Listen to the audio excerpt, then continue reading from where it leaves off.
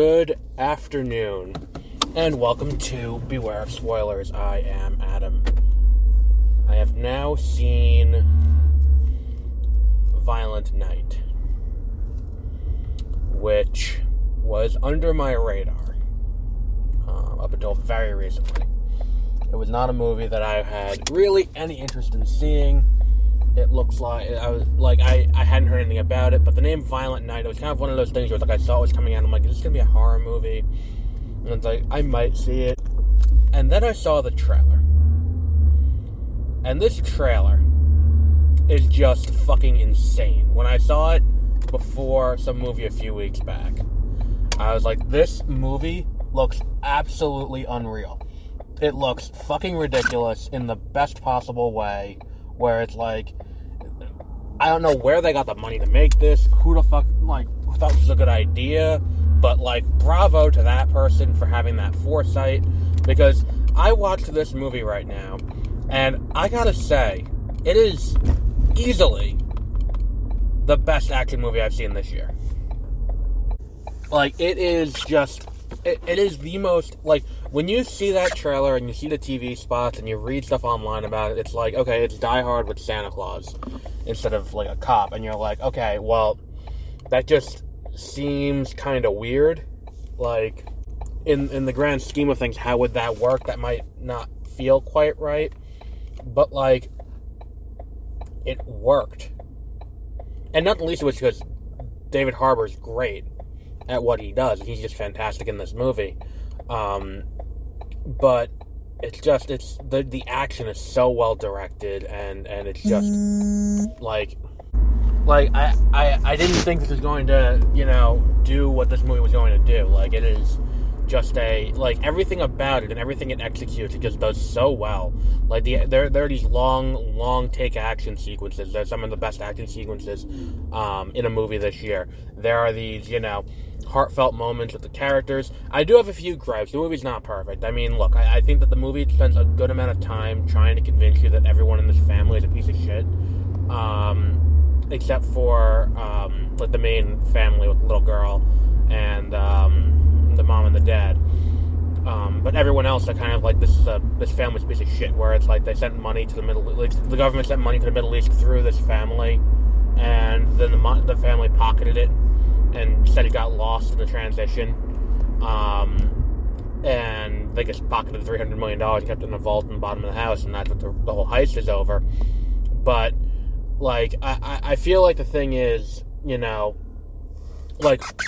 not saying that, I think it's Ian Gruffield. No, it's Alex Hassel, that's who it is, but, he looks like Ian Gruffield. I was watching the whole time, this guy looks, who is in Tragedy of Macbeth, that's what I looked it up. But yeah, it's just, you're supposed to feel like that family is the one that's the less shitty. But then and as the movie goes on, you don't feel real sympathy for them, but the movie's trying to make you feel sympathy for them. I don't need John Leguizamo's backstory about why he hates Christmas. I can deal without that. That's not, a key part of making sure that everything's kind of staying together in this. I can deal without that. I could have, and I feel like there's, a whole sequence that's Home Alone, that's what if Home Alone was real, and it's you got a guy who, two people fall into booby traps the entire time for a good, I don't know, it's a good 5-10 minute bit. I could have done without that too.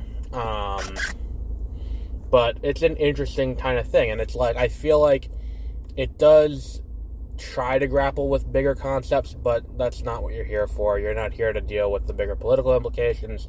You're not here to deal with the, the consumerism versus anything like that. You're here to watch Santa Claus beat the fuck out of people, and that's what you're here for. And it does that, and it does that well.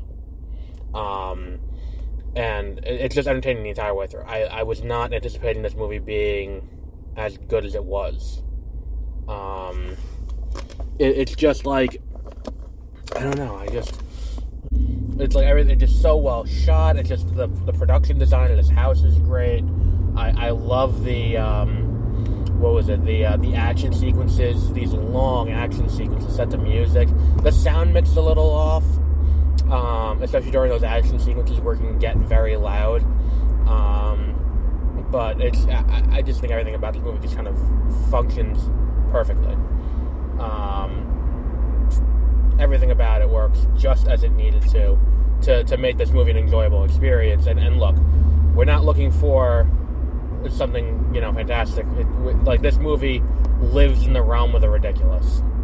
Like, that's where it gets its entire, like, existence. It is a ridiculous movie. In premise, in execution, in dialogue, in, every aspect of it. It's just fucking ridiculous from beginning to end. But in that little corner of ridiculous is where this movie does work best.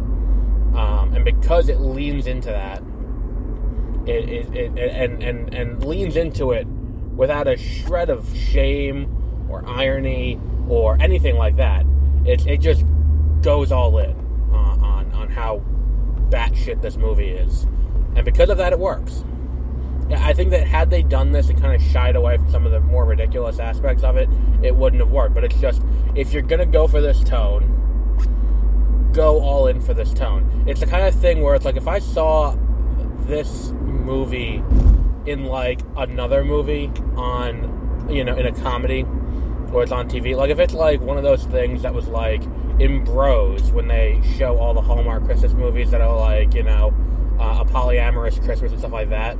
Like, if I was watching a comedy and they showed, like, this kind of movie where Santa Claus is inspecting a dead body and he's on the walkie-talkie with a little girl who's in the house, and he goes, it looks like Santa Claus is coming to town as he walks away, I'd be like, that's a great bit. But to do that for an entire movie and to have it work the way this movie does, I think it's just a testament to everyone doing it. It's like, the opening of Peacemaker is kind of similar, where it's like the opening of Peacemaker does kind of set the entire tone for the show, where it's these people doing these intricate dances, and it's just fucking ridiculous all around, but at the same time, all you have is, all you have is them doing it with the most serious expressions on their faces, because it's them doing these ridiculous things and taking it completely seriously, and that's what this movie is. It's the Peacemaker opening.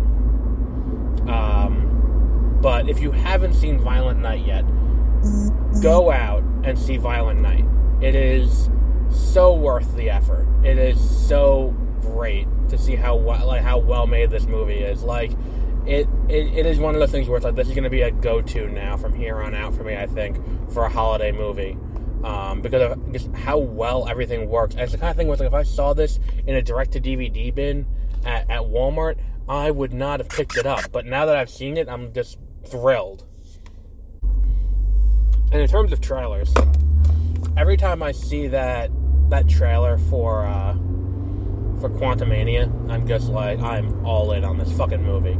It's just, I was never not sold on it. I did like the first two Ant-Man movies, and I like Scott as a character and the way that he's been handled in the wider MCU.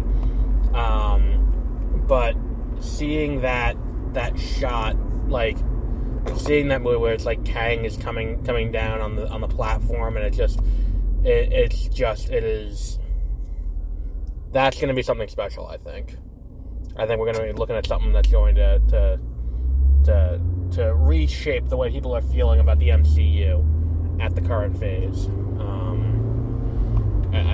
That's just how I feel when I see this trailer. I'm like, this is going to change people's minds, I think, and moving forward, it's going to make people reawaken what they like in the Marvel movies. Because I think that the issue was Phase 4 didn't have a ton of guidance as to where it was going. Now that we have, the appearance of Kang, and I think that we're gonna and let me just lay this out there for something I think is gonna happen. And worst case scenario, I'm just speculating. Best case scenario, I Babe Ruth that shit. I think that Scott is not going to return from the quantum realm after this movie. I think Scott's going to get his shit pushed in. I think that, what's it called? I don't think you could say that anymore. I think that Scott's going to get fucked up by Kang. And he's going to get left behind in the quantum realm. And think that when everyone loses in Kang Dynasty and Battleworld is made for Secret Wars, I think we're going to get Scott filling the role of Doctor Strange in one very, very specific way. And that way is when we have, Battleworld or Chronopolis or whatever we're going to call it in this, the world where, where Kang is, like his throne zone, I guess we'll call it, like, the region of the world where his throne is.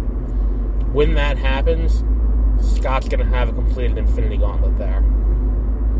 And someone's going to use that to defeat Kang. And I feel like that's going to... Because I feel they're going to pull a lot from the 2014 Secret Wars for this. And it'll be interesting to see how it plays out. I'm curious to see if I'm right on this. But, we'll see. If I'm right, it'll look great. If I'm wrong, people won't remember. It'll be, 2026 at that point. But we'll wrap up there for today, I think. I think we've covered enough. Tomorrow morning, we'll be doing Senior, the Robert Downey Sr. documentary that is now on Netflix.